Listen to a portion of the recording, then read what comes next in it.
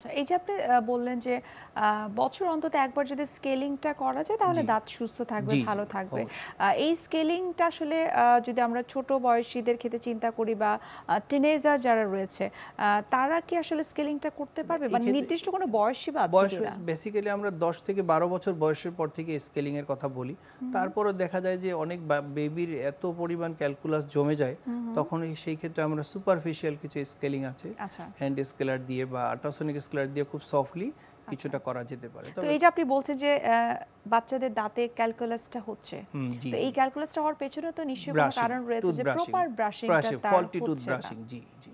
আচ্ছা। সো এই যে তারা ক্যালকুলাসটা তাদের দাঁতে জমছে এবং আপনারা স্কেলিং এর কথা বলছেন এবং ১২ বছর বয়স থেকে করতে পারলে এটার কোনো সাইড ইফেক্ট নেই।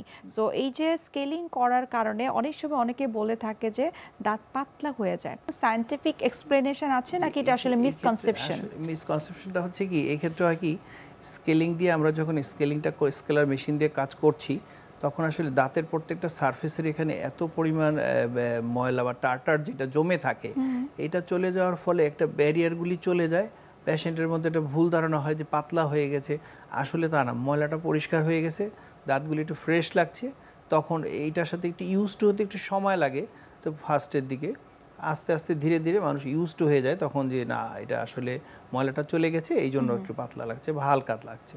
আর শিশির করার যেটা বললাম সেটা হচ্ছে যে স্কেলিংটা আসলে যদি প্রপারলি ঠিক মতো কেউ ধরেন, অনেক সময় দেখা যায় কোয়াকরা কাজ করছে, আচ্ছা। সেই ক্ষেত্রে যদি রং একটা দিয়ে ভুল একটা ইনস্ট্রুমেন্ট বা যন্ত্রপাতি দিয়ে তারা ভুলভাবে করে চিকিৎসা করে, সেই ক্ষেত্রে হয়তো অনেক সময় এনামেল লসের ফলে শিরশির করা বাড়তে পারে।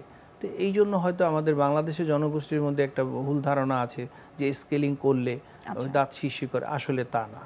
সঠিকভাবে করলে কোনো সমস্যা নেই।